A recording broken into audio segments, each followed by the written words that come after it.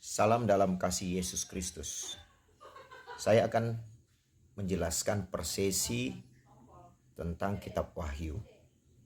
Mulai dari pasal 1 sampai dengan pasal 22 dan ayat per ayat.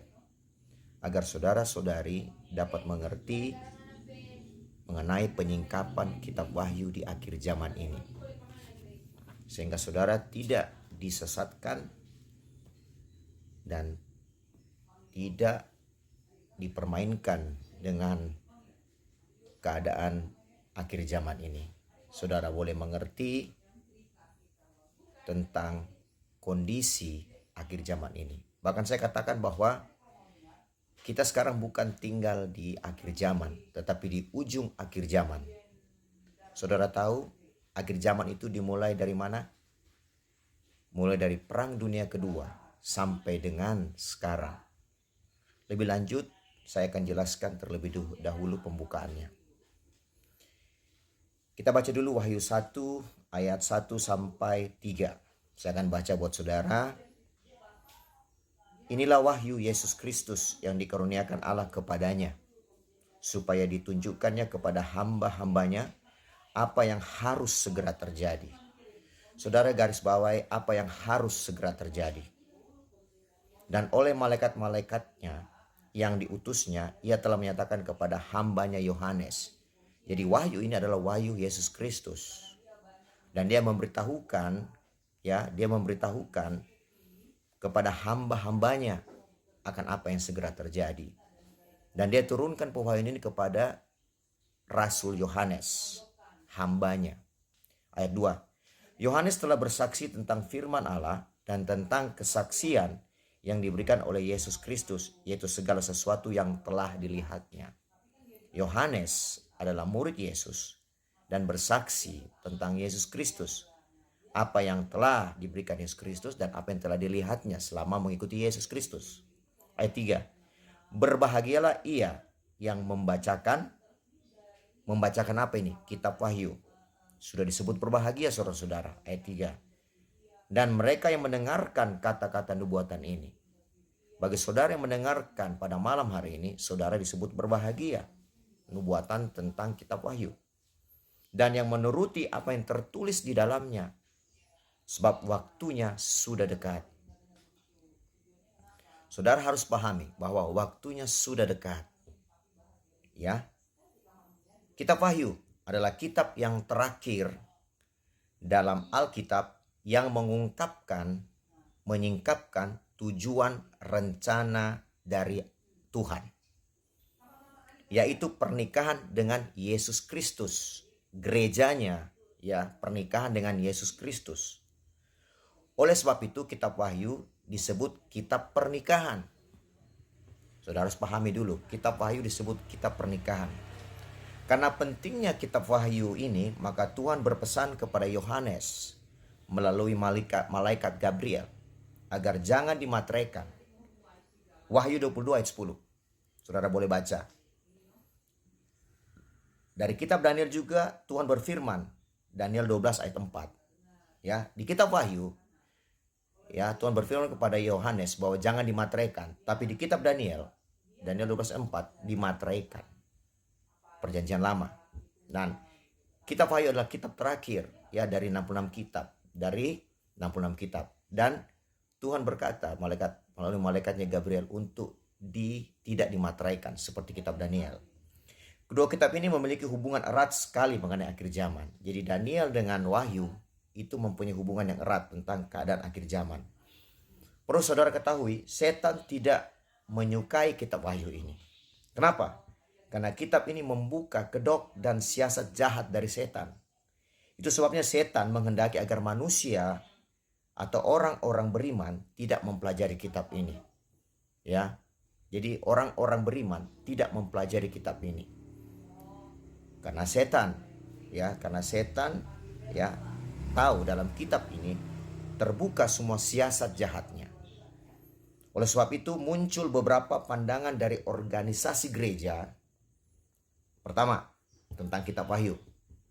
Kitab Wahyu berisikan nubuatan yang sudah berlalu, bersifat sejarah, dan hanya untuk gereja mula-mula. Itu salah satu pandangan ya dari organisasi gereja sampai saat ini, sehingga mereka tidak mempelajari kitab Wahyu. Kedua, kitab Wahyu ini berisi tentang beberapa rahasia yang sukar dimengerti dan sukar diartikan, sehingga diajarkan supaya kitab ini jangan dipelajari, sehingga gereja takut membaca hal ini. Nah, saudara tahu dalam kitab Wahyu ini ditemui 7 kata berbahagia. Ya, di Wahyu 1 ayat 3, Wahyu 14 ayat 13, Wahyu 16 ayat 15, Wahyu 19 ayat 9, Wahyu 20 ayat 6, Wahyu 22 ayat 7, dan Wahyu 22 ayat 4. Saudara, dari pembukaannya aja Wahyu 1 ayat 3 dikatakan berbahagia, saudara-saudara. Berbahagia yang membaca dan mereka yang mendengarkan dan yang menuruti kitab Wahyu ini, maka orang itu disebut berbahagia. Saudara, perlu kita mempelajari kitab Wahyu, ya. Sebenarnya judul yang sesungguhnya dari kitab Wahyu ini adalah wahyunya Yesus Kristus. Wahyu artinya kenyataan. Oleh karena itu segala sesuatu nubuatan yang di dalamnya semua akan terjadi dan akan menjadi pengalaman langsung bagi gerejanya, ya, dengan pembagian-pembagian yang ditentukan dari pasal ke pasal. Saudara harus mengerti tentang ini. Kitab Wahyu ini mengungkapkan rahasia Allah bagi gerejanya dan umat manusia. Ya, kitab Wahyu ini menyingkapkan bagaimana rahasia Allah untuk gerejanya di akhir zaman. Kitab Wahyu ini sangat penting, oleh karena itu tidak dapat dipisahkan dengan kitab-kitab lain. Saudara tahu, kitab Wahyu tidak bisa dipisahkan kitab-kitab lain. Dari Kejadian semua sampai dengan kitab Yudas, itu saling terkait semuanya. Dan situ Tuhan menyatakan bagaimana kondisi keadaan akhir zaman dan akan terjadi nanti bila saatnya tiba. Ya. Jadi saudara-saudara, Matius 24 ayat 36. Coba saudara baca. Inilah menjadi pegangan dari hamba-hamba Tuhan yang melayani, bahwa kedatangannya tidak seorang pun mengetahui, baik malaikat maupun Yesus sendiri. Nah, saudara harus tahu, Yesus ucapkan ini sebelum mati di kayu salib. Pada waktu ada di bumi bersama-sama dengan murid-muridnya.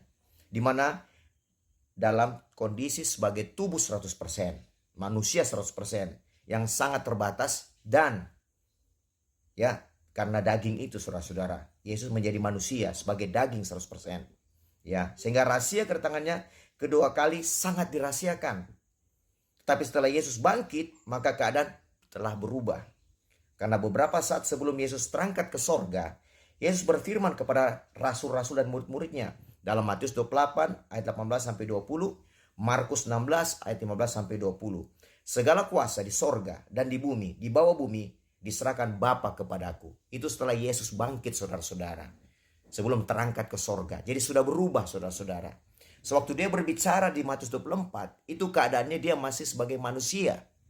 Manusia 100%. Tapi ketika dia bangkit, dia bangkit dari kematian, dia menampakkan diri kepada murid-murid, dan di Matius 28 itulah dia berbicara. Ya, berarti rahasia kedatangannya berubah. Oleh sebab itu Rasul Paulus menuliskan kepada jemaat di Tesalonika bahwa kedatangannya mempunyai tanda-tanda, saudara-saudara. Saudara boleh baca 2 Tesalonika 2 ayat 1-1, 1 Tesalonika 5-4. Tanda-tanda kedatangannya telah diperingatkan kepada murid-murid dan rasul-rasul. Matius 24 ayat 3-51, Markus 13 ayat 3-37, Lukas 21 ayat 5-36, Yohanes 16 ayat 1-3. Rahasia kedatangannya akan terungkap apabila gereja mempelajari rahasia pelajaran daripada 7 masa. Ini berhubungan dengan kitab Daniel 9 ayat 23-27, terutama ayat 27 tentang peta zaman. Hubungkan pelajaran 7 masa ini dengan Wahyu 6 ayat 7-11. Saudara, ini sebagai pembukaan buat saudara awal untuk bagaimana membahas tentang kitab Wahyu. Nanti dalam kitab Wahyu kita akan mempelajari lebih dalam, lebih luas.